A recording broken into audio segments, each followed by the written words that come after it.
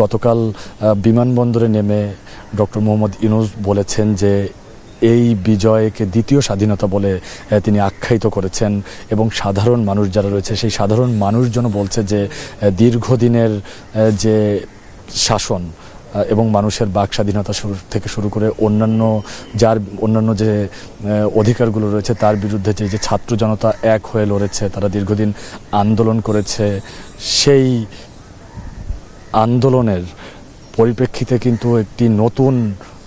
দেশ তারা পেয়েছেন, সেটি বলছেন সাধারণ মানুষ। এবং তারা বলছেন যে এই মুহূর্তে যেহেতু ভাষা শহীদ এছাড়া যারা এই দেশটিকে এনে দিয়েছেন মহান মুক্তিযুদ্ধের, তাদের প্রতি শ্রদ্ধা জানানোর বিষয়টিও কিন্তু তারা বারবার বলছেন। আমরা দেখছি যে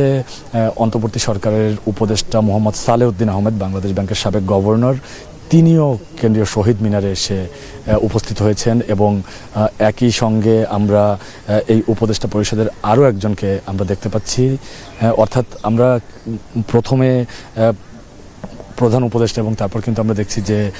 আরও দুইজন উপদেষ্টা এই কেন্দ্রীয় শহীদ মিনারে এসে উপস্থিত হয়েছেন এবং কিছুক্ষণ আগেই আমরা দেখছি যে অধ্যাপক আসিফ নজরুল এবং ব্রিগেডিয়ার জেনারেল অবসরপ্রাপ্ত এম সাখাওয়াত হোসেন তিনিও এই কেন্দ্রীয় শহীদ মিনারে এসেছেন ভাষা শহীদদের স্মরণ করতে। একই সঙ্গে আমরা দেখছি যে কেন্দ্রীয় শহীদ মিনারের দিকে অন্য যে সমন্বয়করা রয়েছেন তারাও এগিয়ে আসছেন। এই বৈষম্য বিরোধী ছাত্র আন্দোলনের অন্যতম সমন্বয়ক এবং অন্তর্বর্তী সরকারের উপদেষ্টা যিনি আছেন নাহিদ ইসলামও এই জায়গাটিতে এসেছেন এবং আমরা দেখছিলাম যে এই আন্দোলনের অর্থাৎ বৈষম্য বিরোধী ছাত্র আন্দোলনের ব্যানারে যে কোটা সংস্কারের যে আন্দোলনটি শুরু হয়েছিল তাতে কিন্তু শুরু থেকেই নাহিদ ইসলাম তিনি নেতৃত্ব দিয়ে আসছিলেন এবং পরবর্তীতে তিনি বারবারই বলেছেন যখন এই আন্দোলনটি কোটা সংস্কারের আন্দোলন থেকে এক দফা আন্দোলনে পরিণত হয়েছে, এই কেন্দ্রীয় শহীদ মিনারেই সেই দফাটি উপস্থাপন করা হয়েছিল যে এক দফা অর্থাৎ সরকার এবং তার মন্ত্রী পরিষদের পদত্যাগ, সেটিও কিন্তু এখান থেকে করা হয়েছিল। আমরা দেখছি যে সেই নাহিদ ইসলামও এই জায়গাটিতে এসে উপস্থিত হয়েছেন এবং এই মুহূর্তে সবাই শহীদ বেদিতে অবস্থান করছেন এবং একই সঙ্গে আমরা গতকাল দেখছিলাম যে মোট 13 প্রধান উপদেষ্টা সহ মোট 13 জন শপথ গ্রহণ করেছেন, বাকি 3 জন ঢাকার বাইরে থাকার কারণে আসতে পারেনি। অর্থাৎ যে মোট 14 জন যারা ছিলেন তাদেরই কিন্তু আমরা দেখতে পাচ্ছি যে তারা সবাই এই কেন্দ্রীয় শহীদ মিনারে এসেছেন এবং তার আগে জাতীয় স্মৃতিসৌধে যখন শ্রদ্ধা নিবেদন করা হয় তখনও আমরা দেখেছি যে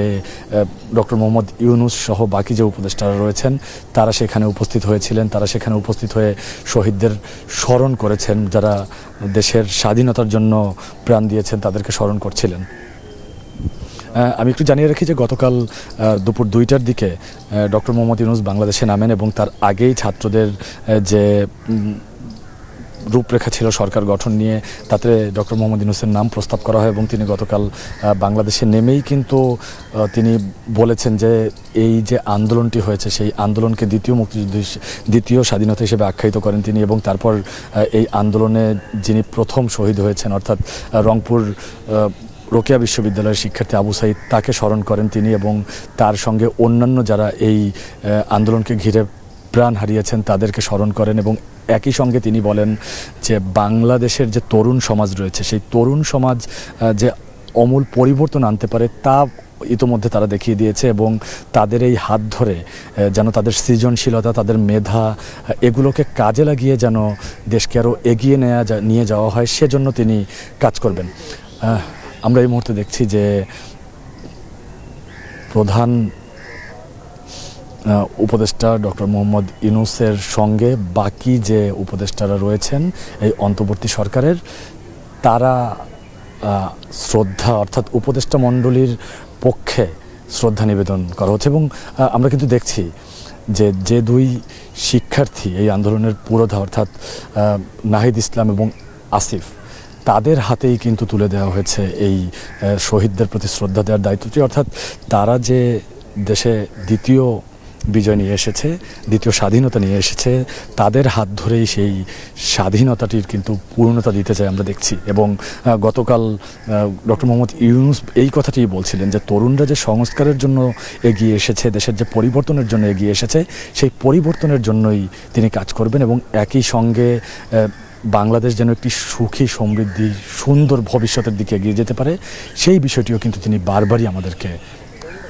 জানিয়েছেন। এবং আমরা এই মুহূর্তে দেখছি উপদেষ্টা মণ্ডলী তারা এখানে শ্রদ্ধা নিবেদন শেষে তারা শহীদ বেদি থেকে ফিরে যাচ্ছেন। আমি একটু জানিয়ে রাখি ইতোমধ্যে যারা নতুন করে দর্শক যুক্ত হয়েছেন তাদের জন্য, কিছুক্ষণ আগেই অন্তর্বর্তী সরকারের প্রধান উপদেষ্টা ডক্টর মোহাম্মদ ইউনূস তিনি এই যারা ভাষা শহীদ যারা রয়েছেন, ভাষা শহীদদের স্মরণে এই নির্মিত শহীদ মিনারে তিনি শ্রদ্ধা নিবেদন করেন এবং তার কিছুক্ষণ পরেই বাকি যে 13 জন রয়েছেন উপদেষ্টা, সেই বাকি 13 উপদেষ্টা তারাও এখানে এসেছেন এবং তাদের পক্ষ থেকে আমরা দেখছিলাম যে বাকি যে 2 শিক্ষার্থী রয়েছে এই নতুন উপদেষ্টা মণ্ডলীতে তারা 2 জনই কিন্তু সেই শহীদ বেদির দিকে এগিয়ে এসেছেন, তারা ভাষা শহীদদের প্রতি তারা শ্রদ্ধা জানিয়েছেন। এই মুহূর্তে ফেরত যাচ্ছেন যারা কিছুক্ষণ আগেই এখানে শ্রদ্ধা জানালেন, অর্থাৎ উপদেষ্টারা। এবং আমি আগেই বলছিলাম যে এই নতুন সরকার এবং নতুন সরকারের উপদেষ্টাদের স্বাগত জানাতে এবং একই সঙ্গে যে সাধারণ মানুষজন রয়েছে তাদের তো একটি উচ্ছ্বাস রয়েছে, যেটি আমরা 5 আগস্ট দেখেছি ছাত্র জনতার এবং আপামর সব মানুষের যে মিছিল নেমেছিল রাজধানী ঢাকায়, সেই তাদেরই কিন্তু অনেককেই আমরা দেখছি যে তারা এই শহীদ মিনার প্রাঙ্গণে এসেছেন, তারা এখানে এসে অর্থাৎ এই নতুন যে সরকার তাদেরকে এক পলক দেখতে অনেকে এসেছেন তাদেরকে শুভকামনা জানাতে। আমি বলছিলাম গতকাল দুপুরে ডক্টর মোহাম্মদ ইউনূস বাংলাদেশে আসেন এবং তারপর নির্ধারিত যে বলা ছিল যে এই অন্তর্বর্তীকালীন সরকার গঠন হবে, তার জন্য বঙ্গভবনে 9টার দিকে অর্থাৎ গতকাল রাত 9টার পরে রাষ্ট্রপতি প্রথমে প্রধান উপদেষ্টা ডক্টর মোহাম্মদ ইউনূসকে শপথ পড়ান এবং তারপরে তিনি বাকি যে উপদেষ্টারা উপস্থিত ছিলেন তাদেরকে শপথ পড়ান। এবং তারা কিন্তু শপথ গ্রহণের পরেই বেশ কয়েকজন উপদেষ্টার সঙ্গে গণমাধ্যম কর্মীরা কথা বলেছেন। তাদের সবারই কথা ছিল যে যেহেতু নতুন একটি শুরু হয়েছে, নতুন তরুণ প্রজন্মের হাত ধরে যেহেতু একটি আন্দোলন হয়েছে, সেক্ষেত্রে এই যে তরুণ প্রজন্মের যে চাওয়া রয়েছে সেই চাওয়া অনুযায়ী তারা দেশ গড়তে চান এবং একই সঙ্গে আইন শৃঙ্খলা রক্ষার বিষয়টি কথা সবার আগে তারা বলেন যে প্রথমত আইন শৃঙ্খলার যে বিষয়টি রয়েছে সেই আইন শৃঙ্খলার বিষয়টির ঠিকঠাক করে সুরাহ করে তারা যে ভবিষ্যৎ যে নির্মাণ সেই নির্মাণের দিকে তারা এগোবেন।